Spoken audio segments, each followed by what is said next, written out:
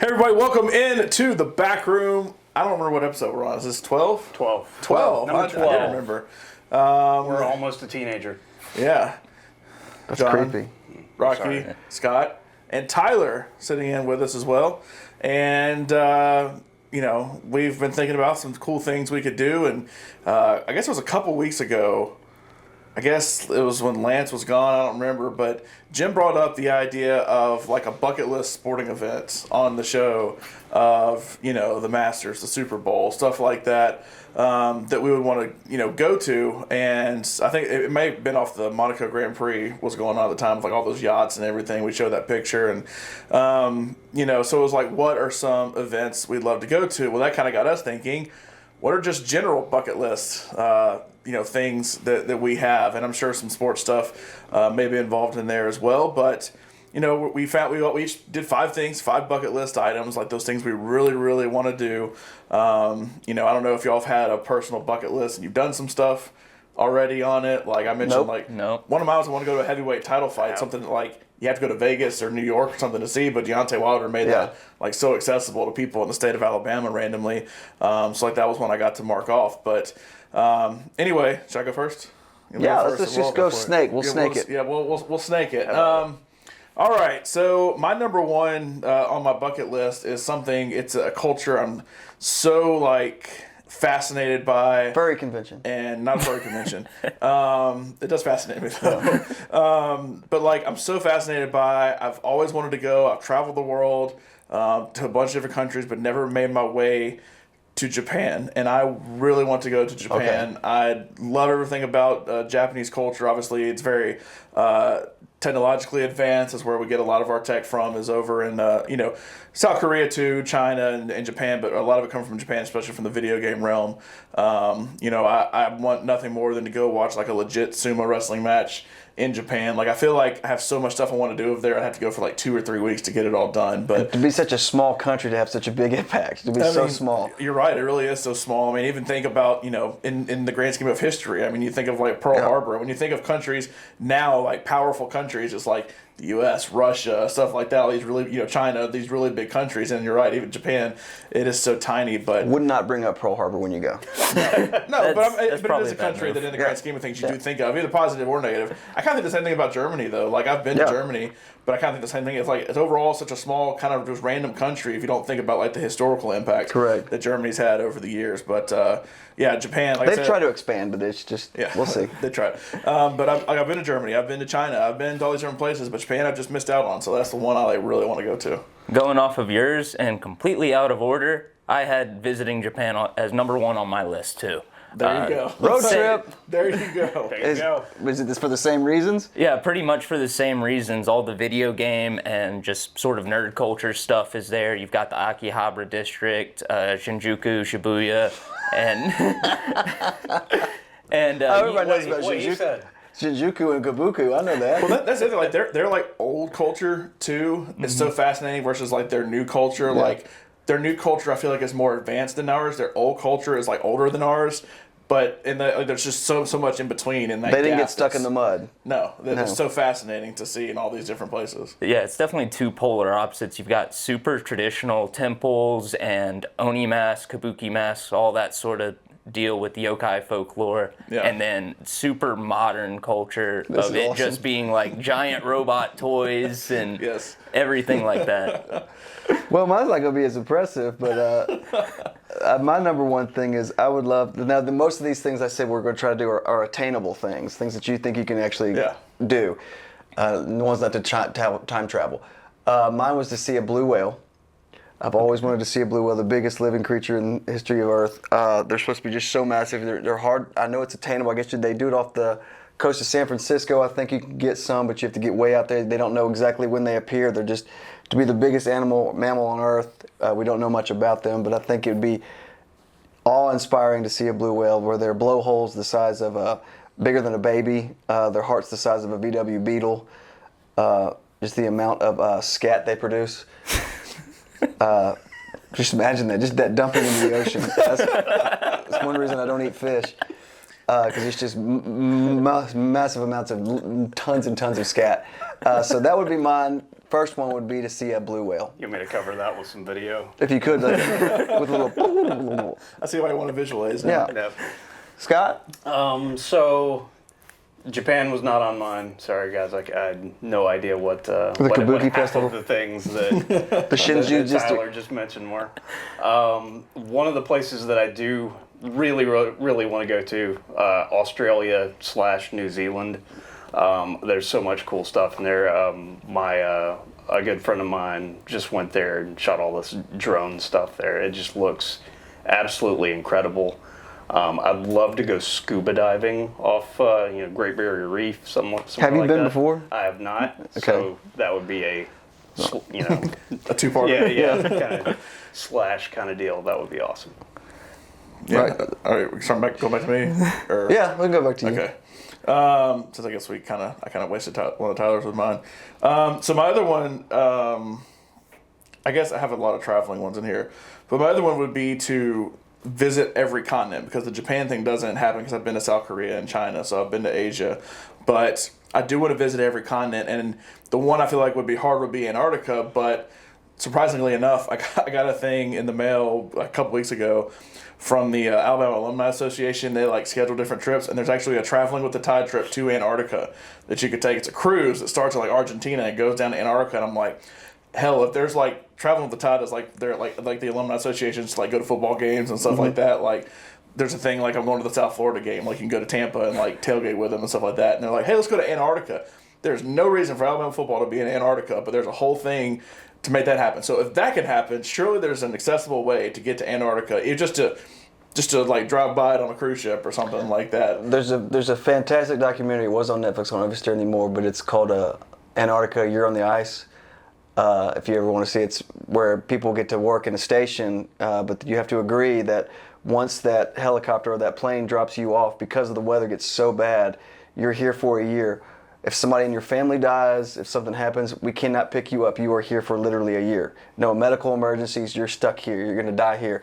And it's just these people that are recluses. That one girl works at the snack shop at this observatory thing where she just smells Snickers and Doritos, but she loves her job because I'm not a big people person, and there's 100 of us here. That's it. And I love this job.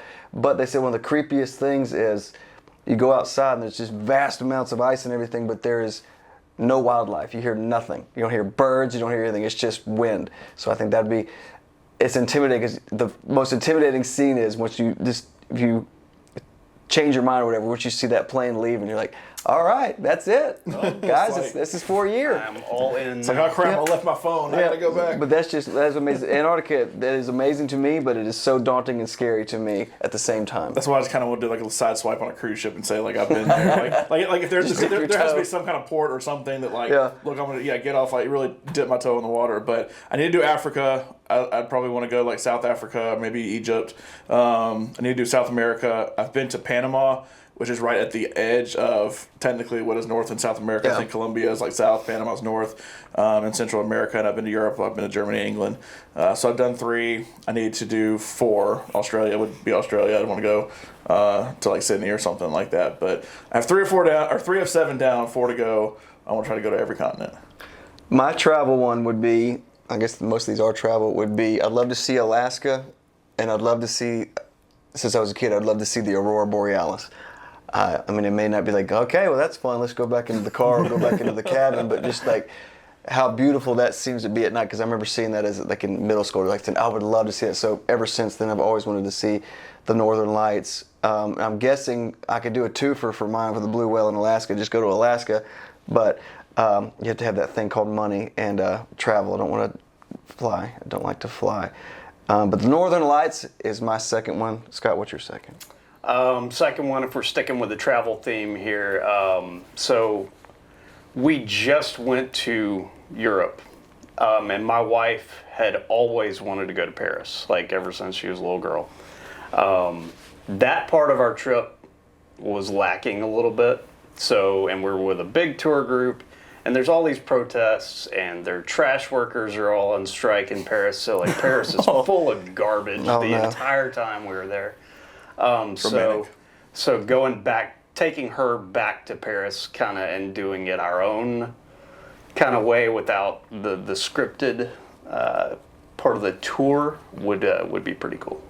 So my second one, going back to what Rocky said, seeing the Northern Lights. I'd love to fly up to Fairbanks, Alaska, and then just hike north. I think if you go a few miles, there's a mountain ridge where you can watch it at certain times of the year.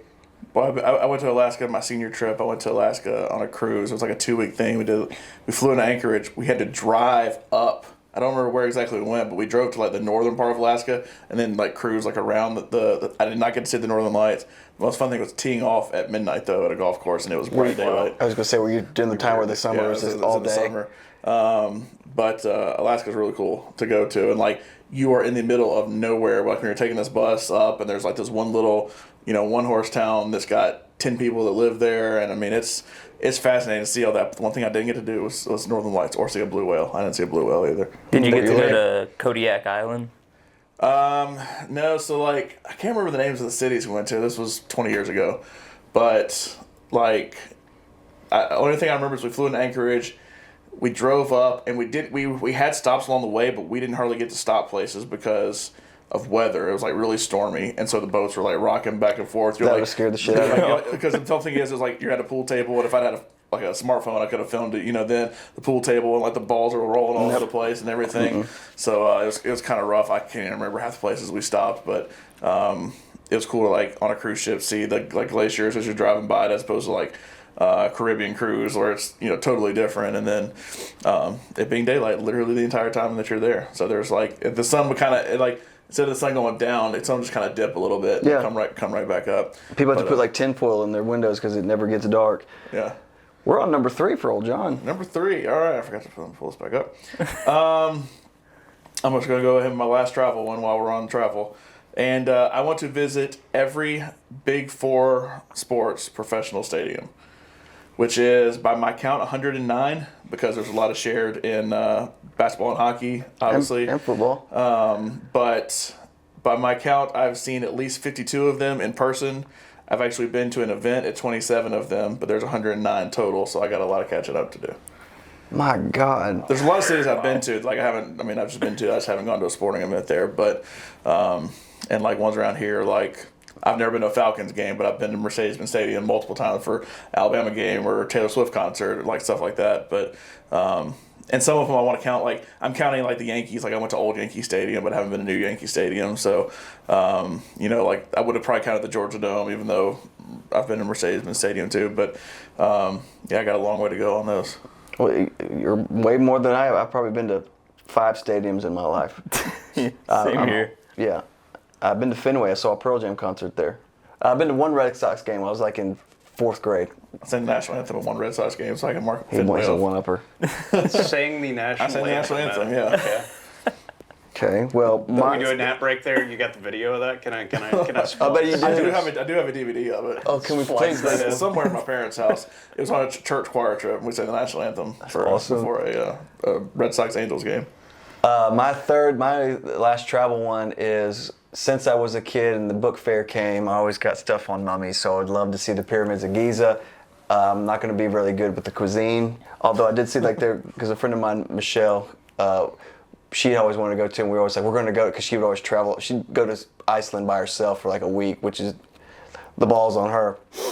But we had talked about a long time ago, like we should go to Giza, and I was like, wow, the cuisines would be like, isn't there like not an embassy, but a U.S. portion where it's like a mall where they have like a Sbarro and they have like McDonald's and like it's like all in. You can't get a Sbarro here anymore. Yeah, they still got one in Egypt. You go on the bus and you just go to the pyramids and you come back like, I'm gonna hit KFC. Where are you gonna go? I'm gonna go to the local cuisine, or I'm gonna go to the market. All right, I want to hit KFC, and we'll just meet back at the Valley of the Kings or whatever. But I would love to see. I will know. You're supposed to be unimpressed by the Sphinx. The Sphinx is supposed to be super small compared to what have you been? I don't know. That would mark my Africa off. I want to go to Egypt. Because everybody says like the Sphinx is just so underwhelming, but just like the thing it's been there for thousands upon thousands of years, and it was actually painted blue and gold and everything back in the day. And the Pyramid of Giza was like a white color, almost marble. It'd be cool to see that that would be interesting for me, and that was my third, and I would go to you. So is that kind of like the Statue of Liberty off of Liberty Parkway there?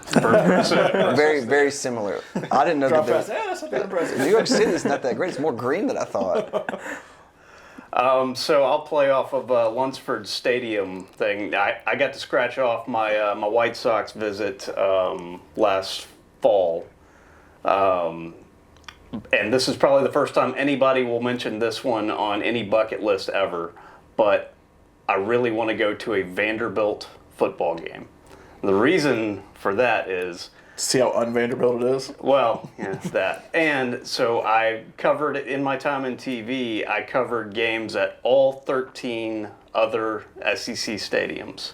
I never did one at Vandy. So to complete the circuit before Texas and Oklahoma join, I'm missing Vanderbilt. Is that like, is it because everybody knew it was going to be such a bad game? It's like we're not going to send anybody? Well, no, so we would always have two people. You know, I was basically the I guess the big game shooter, and then the other guy would go to the other game. So anytime somebody had, big game, anybody, you know, anytime really somebody was playing Vanderbilt, Vanderbilt, You got by a default, I was at the other one. You got a phone, don't you? Yeah, do the footage for the video for the Vanderbilt game. Playing like an FCS school or something like that. It's like, even still, I'm not 100% sure. Tyler, what you got? So going off of what John said, it's kind of different. So mine doesn't also have like a definitive end to it. It's see as many concerts as I can in just cool and iconic venues. So there's not exactly a limit to that. It's just whatever I feel like. But I'd like to visit MSG and Red Rocks. Red Rocks is Red Rocks is a good one. Yeah, I I'd always love to go see it. What else did I have? First Avenue in Minneapolis, and then there's the Budokan in Japan and Shimokitazawa. Scott talks about the Shimokitazawa all the time. You can't get me to shut up. No. Did you ever shoot a game there? I did not. Would you? I know you're too young. Because how long ago did the CBGB close? Would you have ever wanted to go to a show in the CBGB? How So- nasty that was. Actually, today when I was looking up venues to put on the list, I found out they closed CBGBs in 06. Yeah, it was like a big deal. And I just remember a friend of mine, I think he went to Auburn. His band actually got to play. This is probably in 04, like when you could just basically book yourself. But they got to play at the CBGB, and I thought that was a cool bucket list thing to say. Like, I mean, we probably had 4 people in attendance, and we probably had a 1 o'clock afternoon slot, but we played at CBGB. Yeah, that'd be Red Rocks is one of my big ones too. I've never seen a show at Red Rocks. I almost said Red Rocks. But we're back to you, John. I've been out there a bunch, but yeah, I've never seen a show. I'm not a big concert person, so it's never. Neither am like, I. When I go out, I've been out. That's Denver, right?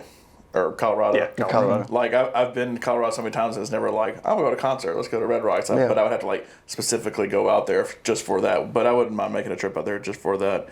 All right, my fourth one is I'm off traveling now.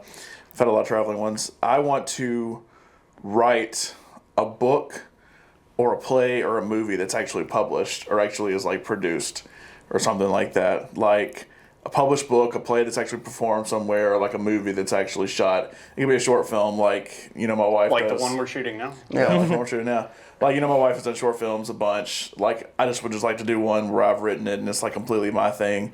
I helped her with the last one, but like, I don't know, it'd be cool. Is there one more specific you want to play, book, or movie? Probably a book. Yeah. I'd probably rather write a book. Like, I've started on a couple of them. They're like not fiction books. It's like, it's various sort of subjects I've started writing books on, and I can never just finish it. I want to sit down and finish it and actually publish it. And nowadays you can publish anything on your own through like Amazon and stuff like that.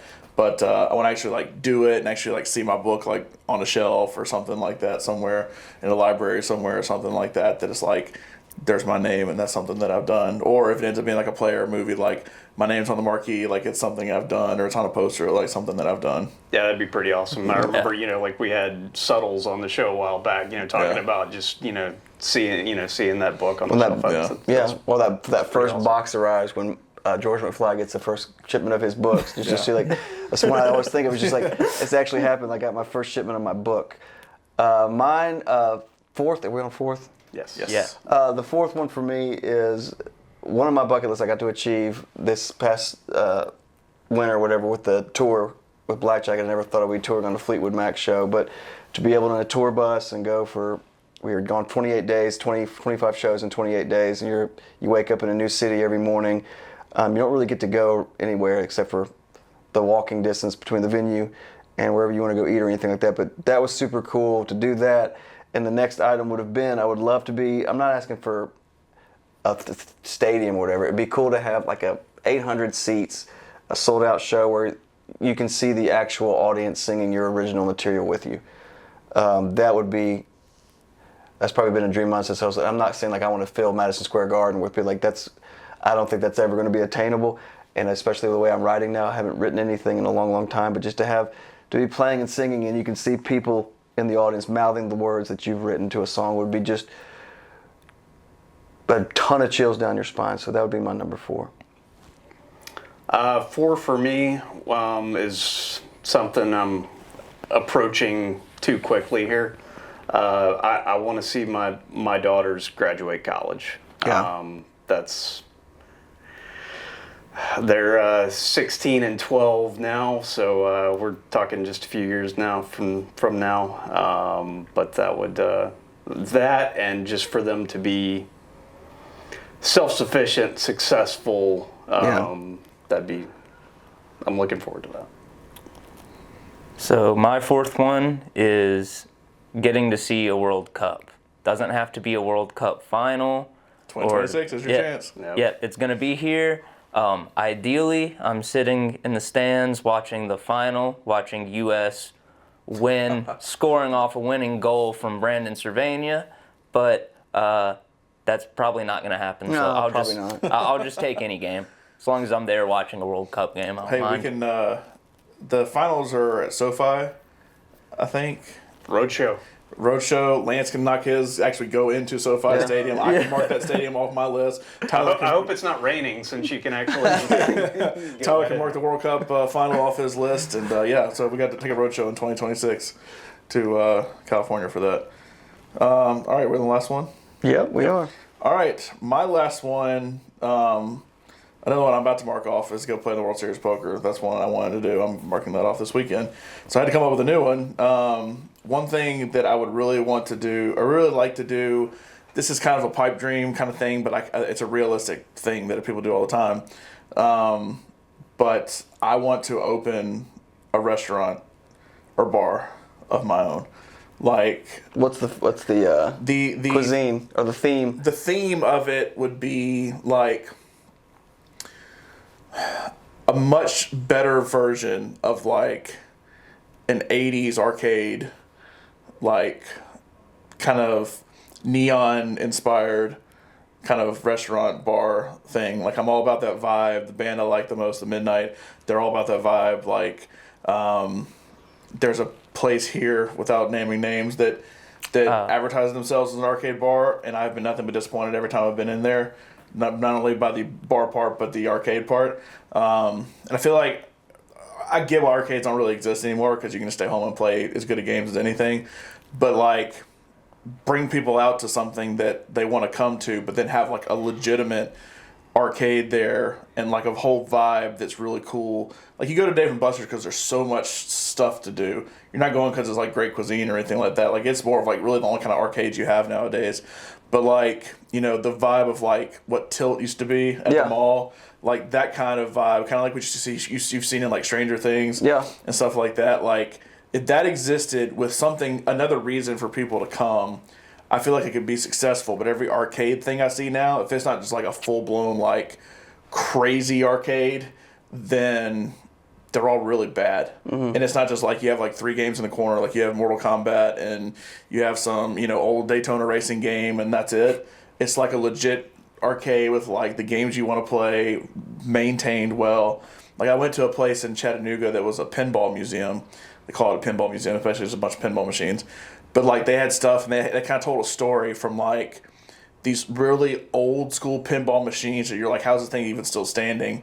All the way through the like super crazy digital fancy pinball machines they have now. And it told this really cool story of kind of video games in general from like way back in the day to now. And like the benefits of still having like these physical machines you can go out and play and stuff like that. Like, I want to tell a story, have it very kind of like 80s, 90s themed, but like tell a story of gaming and have like machines that kind of show that. There's never a game that's down, or if it is, there's like instant fixing. It seems like every time I go somewhere, especially this one place I'm talking about, half the machines are broken, and it's like they don't really care to fix them. It's more of like, and it's just something either for the kids to do in places, or it's just something that like, you know, keeps you there for an extra beer. Sets you out. Yeah, it's not like I go in as like such a hardcore gamer, and it's like, this is stupid. Like, I want to come in if like, oh, it's an arcade, or it's an arcade bar, it's an arcade restaurant, whatever. Like, a place like Dave and Buster's keeps up and has a decent thing, but it's like so crazy crowded. Yes. Like, it needs to be something where the focus is still more on being like a good restaurant, a good bar, even like a coffee shop. Like, I'm not a coffee drinker, but my wife is obsessed with it, and I get the appeal of coffee. Do you want to take it away from kids? Like, you don't have kids running around for I don't want to birthday take parties? it away from kids. I want it to be a place that like kids come and like, this sounds stupid, but like, they come and learn and respect what arcade games are and like what they used to mean to people and stuff like that, as opposed to now you just turn your Xbox or PlayStation on and play that. Like, it's like teaching them the difference between arcade and what you have at home, and the benefits of playing in an arcade versus what you have at home, and try to figure out. I feel like there's something there that can legitimately exist, and having a father-in-law that has owned a restaurant for 100 years downtown, and you know, having the resources of people who have started businesses like that before, I feel like I can make something like that work. I mean, it'd have to be like a retirement plan, you know, 20 years down the line, and who knows even what the world or of video games and all, and what the world of restaurants is even going to be at that point. But that's like the pipe dream I have of like, it should be really cool to like every day go into a place like this and like turn it into a cool experience for adults and kids alike to come in. That's why it wouldn't be probably like be a bar. If it was anything, it'd be more like a coffee shop or something like that, like more of a kind of laid back area. But that's something I've always wanted to do, and every time I go to a place that's even remotely like that, I'm thinking like, I could do this better, I could do this better, I could do this better. And like that idea starts forming in my head every time. Well, what's interesting, out of all of our bucket list, Lunsford has the most thoroughly detailed and well thought out bucket list. Shocking. I want to go to Georgia. Well, I want to start. Well, I was like, oh, okay. My last one is one I struggle with all the time. Because to do want to do it and not want to do it at the same time is do a stand-up comedy routine. Yeah, and it's not a fear of doing it. I just don't think I'm in between if I think I would enjoy it or not. And what's really cool, what was really encouraging, although it happened like probably 2010, 2011, we had, back in the Roundtable days, we had comedian George Wallace on, if you know him, not the racist governor. Yeah. George Wallace was on, and I was taking him back to the elevator, and I had made him laugh or something like that. And he said, you should do stand-up comedy. And I said, I just can't. The way you guys do it, it's so grueling and everything. Well, you should just at least give it a shot. And I was like, I can't do that life, man. I can't do that 2 shows on Thursday, 2 shows on Friday, the exact same show, the exact same material, and then staying in a motel by myself and just sleep until 4. I always think of the lifestyle, not like just going up there once. And so I would like to do it once, although Dunaway beat me to it. He was supposed to do 7 minutes. He ended up doing 24. It can be done, but I don't think I've had some Dr. Lou's and Playhouses that have just completely bombed. See, that's what I couldn't handle the rejection of being a bad comedian. That sounds absolutely terrifying. It does, but like, well, you've seen some of the Playhouses where they're just bombing. Like, it's just like, well, this one didn't work out, so I'm okay with rejection. At the end of the night, I'd be okay with rejection. When it's happening at the present tense, that would suck. We're like, oh my God, I've said 4 things, and it is just silence. That sucks in the moment, but like at night, I could go to bed going like, well, at least I tried it. That's not the problem, because I've failed many, many times. But I think that would be one. I would say that's my 4.5. I don't think I could. I'm not like super duper desiring it, but I'd like to do it before I expire. So you need to lose a bet one time and do it like Jim did, and I don't want to do it at that point. No, yeah, being forced to do it is like that's another thing. It's because I won't enjoy it at all if I'm forced to do it. Scott, what about you? All right, number 5. I know we said attainability is one of the criteria here, and I don't know how realistic this is, but I'd really like to beat John Lunsford in a TNR championship round event. You know, first I don't the think you can. first the Madden thing, then the spelling bee. Yeah, you almost had an aneurysm on that. Yeah. Do we want to combine the two, like chess boxing, and just have like you play a quarter of Madden and then you have a Eventually- round of a spelling Aneurysm, bee? touchdown. Eventually, maybe we'll find something that I can beat John at. We haven't done it yet. Yeah. I am pretty good at things. I'm also pretty good at cheating at things too. Wow, what an Yeah, admission. you got Taylor in on it. Yeah, last seriously. week, so. Not purposely cheating on things. Just it just happens. Things to falling happen. my way. Things do fall my way. Tyler, how about you? So my last one, a little bit more obtainable than Scott's. I just want to go to Vegas and see the shop from Pawn Stars and buy something. That's it. That's one thing that's never as much as I've been. It's like I don't even know where. Like I've been to Vegas 3 or 4. I have no idea on the Strip where. Is it even on the Strip? I don't know where exactly it is. Yeah. I don't I've even know. heard it's in not a great area, and so that's why they don't film the show there at the actual shop See, anymore. but you can't see the old man anymore because Yeah. he's Yeah, no unfortunately, longer the with old us. man's Chumley gone. still on it. Chumley. Yeah, I think Chumley is on it. I think I've seen like one episode. Is I it know Rick? he got arrested Is for the show meth. still in production? Yes, there. Okay. I almost put it on viewing menu the other day. Actually, Chumley got arrested for meth a couple years ago, and so they were looking at canceling the show, but I guess they didn't. That's Vegas, you know. Yeah. Well, that's methed up. That's just one of those shows I can never get into. Like, for some reason, the one show of those I could always get into was Storage Wars. I was obsessed Yep. with that show. What's the one? Yep. Yep. Yep. The whole, I got an expert, Yeah. I feel like that would be fun. Like going to like these different like storage units, opening it up, and seeing if it's something like I'd want to invest in. Like, I've gotten for some reason during COVID, I've gotten into collecting Pokemon cards, like investing in them, we all like have. getting famous ones, like big ones and everything. But like it's so fascinating now. I watch people who specifically do Pokemon cards will go to storage units and like they'll see a box in the back that is like, oh man, because like to buy an original pack base set of Pokemon cards now is around $500 or $600 for one pack of cards that has like 10 cards in it. Like it's insane how expensive it is now. But they'll go and it's like, it's like, oh, we've all had something like that in our past. Like, man, I wish I had kept that. That's for me was those Pokemon cards. But that's the only kind of show I could get in with Storage Wars. An addendum to mine. I wanted this probably for 5 or 6 consecutive Christmases. A friend of mine, Alex, we always talk about our love for action figures when we were growing up. Just to walk into a room with like AstroTurf and like fake little mountains and have every single vehicle, helicopter, everything, action figure of G.I. Joe. Just to walk the battleship, battleship that was massive, just to walk in and like, even at this age, just to be like, they had so many action figures of G.I. Joe, and I was obsessed with it because it was all the vehicles and the airplanes and everything and the battleship and all that. I remember just maybe Santa Claus this year, I was just walking out and every single one's going to be set up on one rappelling from the ceiling and everything. But just there was a show on the Travel Channel called Toy Hunter. His name Jordan Kimbrough, I think his name is.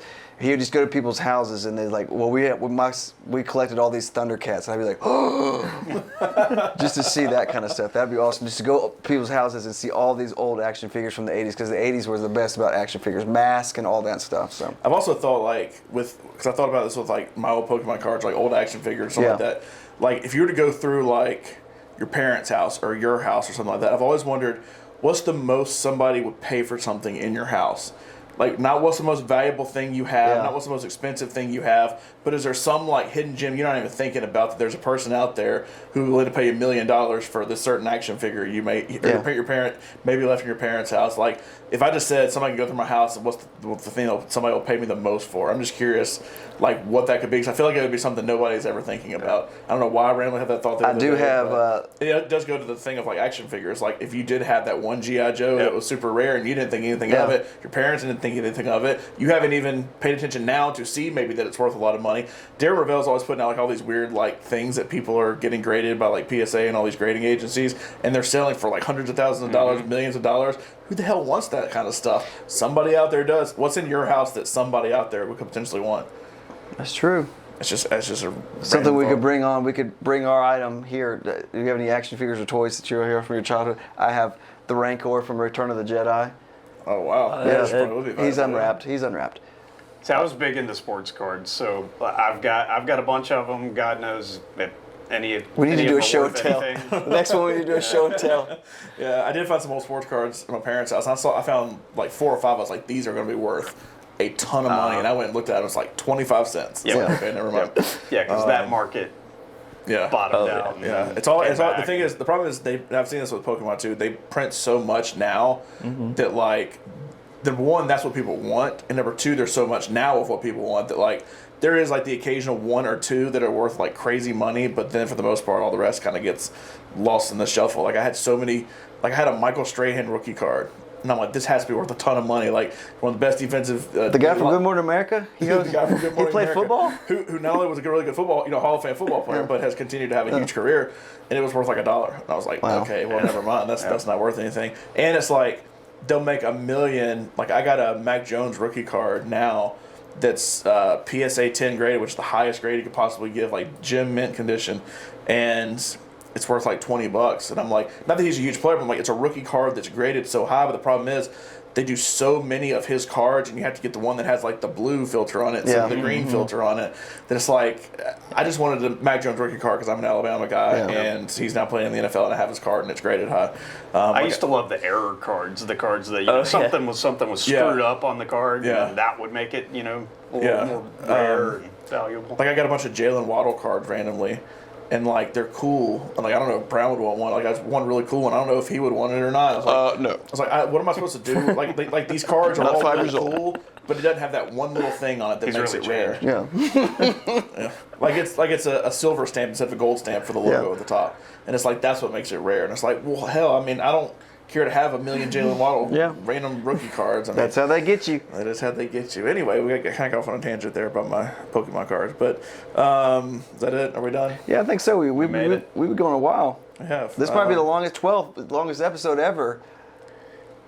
So that's it. I forgot I was driving. Get back That's in the been our car. bucket list. Those are things we want to do. We'll see if we ever actually attain any of them or not. Share yours in the comments below. Yes, post down here the bucket list stuff and tweet at us at Next Round Live if you like, or if you have a bucket list thing. I don't know how to end these things. So we're going to end now. Bye.